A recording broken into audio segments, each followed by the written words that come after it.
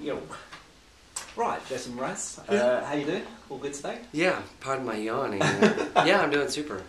Good stuff. I mean, if you had to describe your music, I'd say, you know, as in terms of weather, obviously raining outside, yeah. Yours is sort of sun, sun, sun all the way, without any shadow of doubt. And I think, you know, in terms of, you know, the British double dip recession at the moment, you know, financial problems, worries, do you think now Jason Mraz is more, we need you more than ever to bring the sunshine back into people's lives? Sure, I'll say yes to that. You know, because really sunshine, I feel, is a state of mind. I mean, obviously it's raining today, but as in much of life, you know, weather comes through and passes through our minds and turns our positive disposition into something quite gloomy and gray.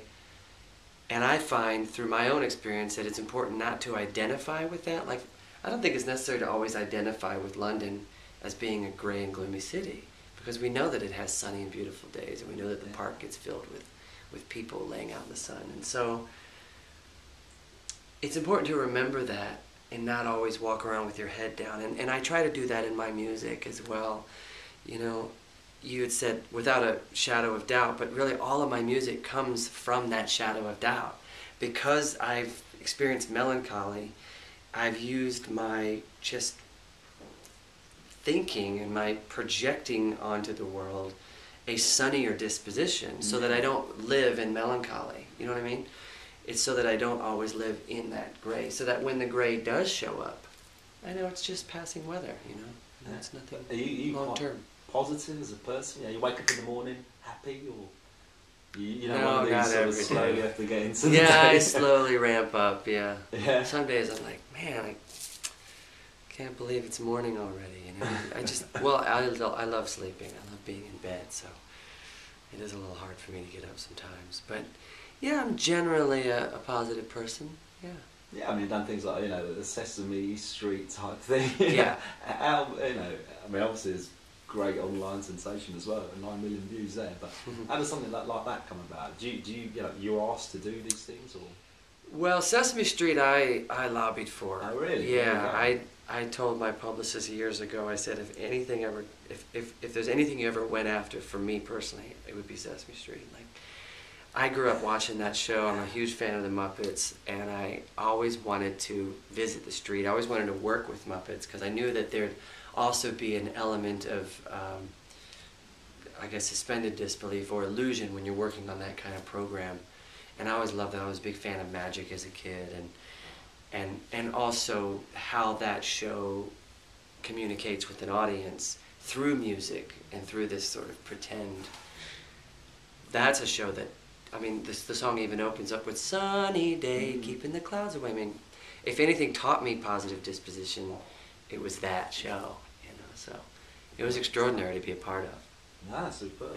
I mean, live is obviously a massive part of, well, just your day-to-day life at the moment. You've got a huge set of tour dates coming up. Yeah. And obviously the first album ever released was a live album, just had its 10th anniversary. How do you keep it all fresh? You know, each sort of night you play and each, well, tour as it were. It's not always fresh, but it's those nights that it's not fresh that I don't sleep very well, and I'm forced to get fresh the next night. And I think I do it by trying to go a little bit farther, a little bit different than I did it the day before. And also just by making eye contact with the audience. When I look out and see people who are ready to listen and are singing along, and it's an entirely new audience, I've got no right to act like I've done this before or I'm a robot in any means, you know. So I try to just really immerse myself in the song as deep as I can and relive the experience, because I can tell the people in that audience are also living in the song in a three-dimensional experience as well. I love the live experience for that. You know, when you listen to an album, I always imagine I always see it as two-dimensional, you know. It's just kind of all coming at you at once in this little CD or MP3 format. But the live experience, I mean, the artist is in the room, the PA is around you, it's bouncing off all the walls, it's incredible.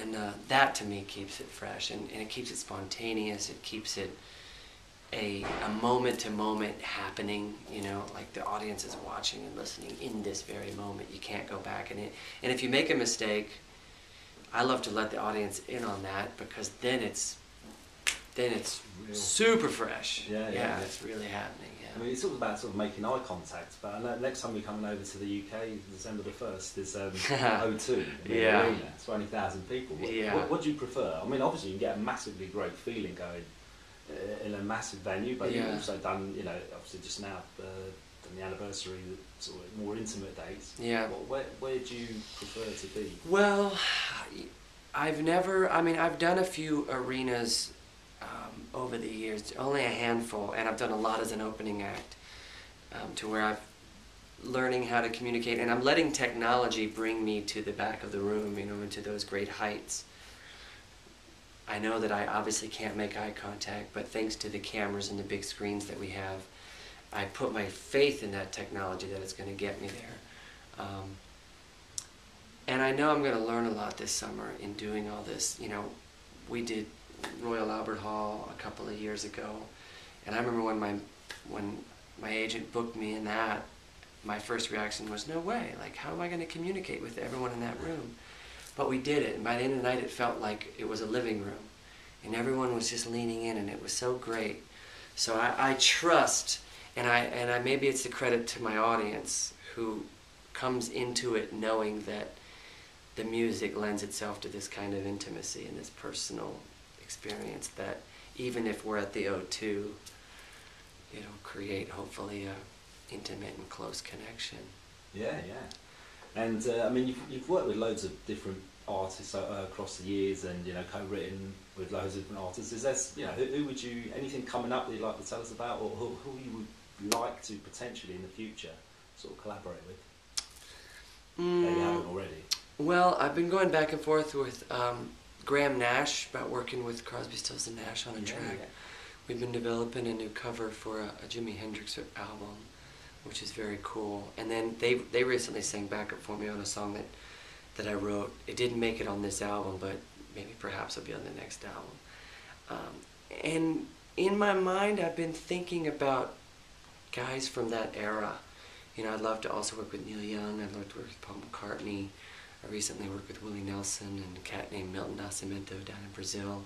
Yeah. And I just look at these guys as the elders. You know, they've been making music for 40, 50 years and continue to do so. And so that teaches me how to keep it fresh, but also how to also add a bit of integrity and a bit of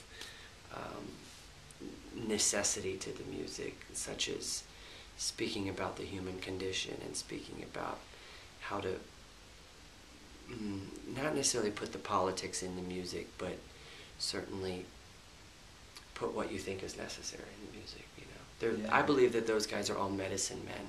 They created music that got us through a tough time or healed our souls, and I would like to be an artist that does that offers that, and I feel like those types of cats can teach me that. Do you think then that your focus, because your focus has been a lot on love songs and relationships, and do you think that would maybe change your focus going forward in your career as to the sort of the topics that you write about? Yeah, I would imagine so. And you know, I think all the topics that I've written about so far is because that's what's been coming up for me in my life. And I made this love album this time not because I'm a master of it in any way, but because I'm still trying to figure it out, you know. And thanks to that process, I think I know a lot more about it now and how to cultivate it from within and actually radiate it outward versus feel like I don't have it in life.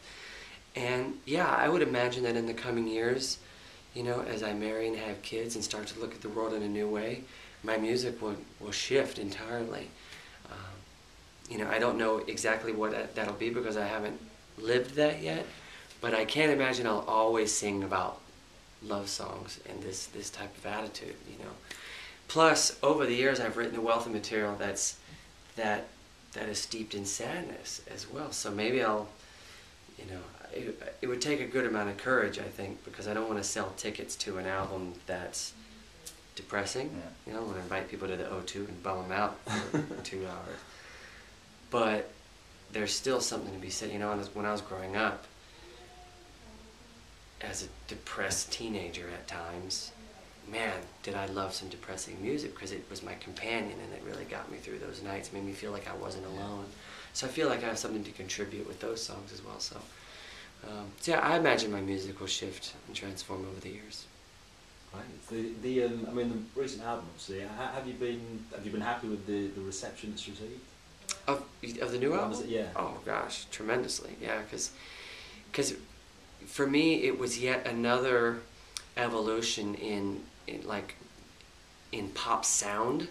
You know, the last album, you know, while all my albums have been pop and well produced, this album is very much produced, and that always makes me a little nervous as how it's going to be received, because as a songwriter, I'm proud of the songs for all the lyrics and arrangements, but you never know how, you know, pop culture is going to be choosing their tones and their styles, you know, and also I know so many bands that would kill to have their music heard, and so for my music to not only be promoted by a big company but also then received by the media and by audiences is keeps me in gratitude for sure. Yeah, we're a bit slightly unlucky though, just kept off the top by Adele's 21. Man, by like 40 copies or something. Yeah, 44 copies. Yeah. Have you had words with her about that? No, I haven't. And I mean, I'm glad she's still having this. I mean, her album's been out over a year, and it still sells the #1 slot weekly. That's just awesome. So I'm really happy for her on that. Well, you're a record breaker yourself with the... yeah, with I'm Yours. Yeah. Yeah, that was cool. Do you think that you're going to be able to top that again in the future, or do you strive to try and top that? No, I don't. I mean, I didn't know I'm Yours would ever do anything like that, and so I can't predict those types of things. And honestly, I don't pay attention enough to, you know, what albums do and where they go and why they do what they do. So if I thought about that, it would probably hurt me as an artist. I would probably start thinking more formulaic and competitive. And I really just want to sing from the heart that's going to work in a live show. That to me is what I always think about first, is this coming from the heart, and can I put this on stage, and will it make sense to an audience? Everything else, honestly, I don't mean to belittle the album making experience at all, but really the CD becomes a merch item. You know, it becomes something for me that an audience can pick up on their way out of the show. It's like, if you love these songs, they're available on this album. You know, really, the record label probably doesn't want me to talk in that manner, but I love performing music, and the CD is a way for me to categorize and to celebrate those songs, you know, celebrate that body of work in a way. Yeah. Do you, because you obviously produce a lot of songs, I was reading that, you kind of try and write as much as possible. Mm-hmm. How do you pick which ones go into the album? Is that a sort of a process which everybody gets involved with? Well, not everybody. There's probably about 4 of us that get involved. There's a gal that I send my music to. She's been a fan from the start, so I get her ears from the audience perspective. Wow. Obviously my A&R team.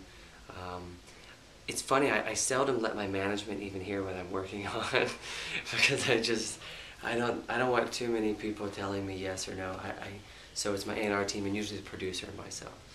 So just a few of us. But for me, I choose what goes on the album based on, did this come from the heart versus is this just a clever song that I wrote as a songwriter?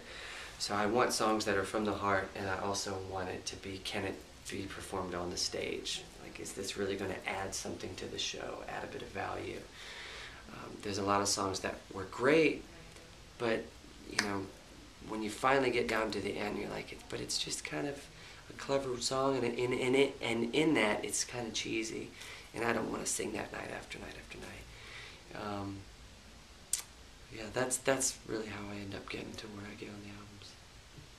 I mean, Gig in the Pink was sung on American Idol and stuff. I mean, you're happy about that? And yeah. Do you like those shows? Yeah, especially Gig in the Pink. When it was performed on that show, the gentleman, I think his name was Chris Robertson, Chris something, he performed it with like a true sort of rhythmic R&B voice that that actually, in my opinion, served the song much better than I could serve it as a singer.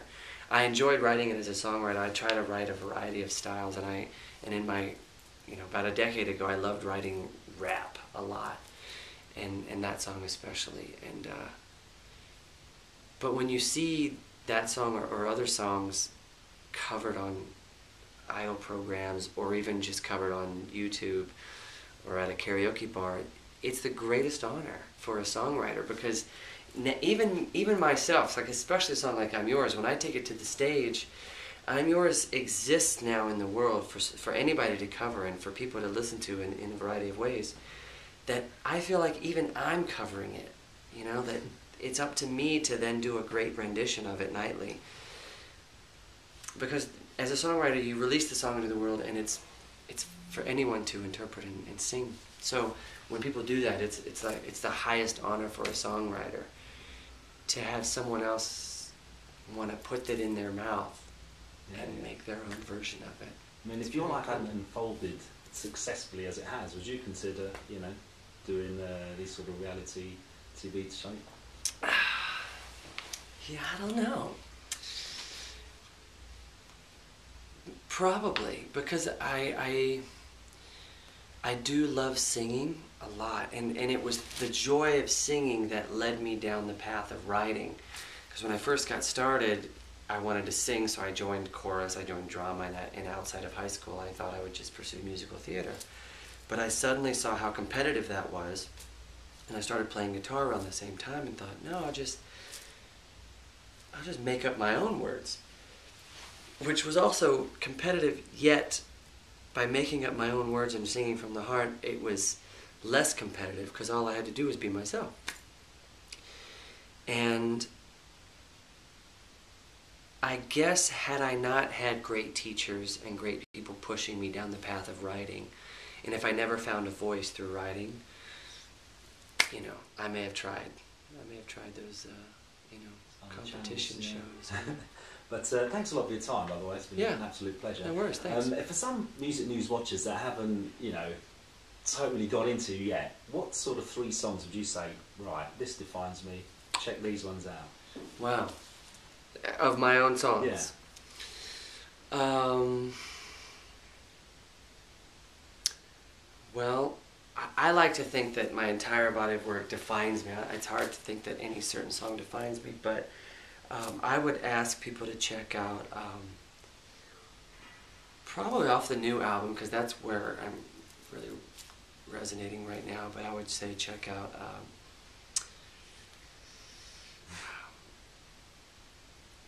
there's 3 songs in the back half of the record that I love, but they're all similar in a vein. Those are Who's Thinking About You Now, In Your Hands, and Be Honest. I would say check out Be Honest, because it is me on the guitar. It's a nylon string guitar, and it's a song that is written in a kind of perpetual manner where one line influenced the next line, and it just came out very easily. And that, to me, is how I prefer to write songs and perform songs. It's not on the new album. I think you can find it on the deluxe edition, but it's certainly on YouTube. It's a song called You Fucking Did It, which is another song which was written. I wanted to I'll try to challenge myself to write the fastest rap that I could personally write. So it's very rhythmic, and every lyric is meant to be an acknowledgement of something good about you. So when you listen to it, it's like you're being overwhelmed with good things about you. It's called You Fucking Did It. And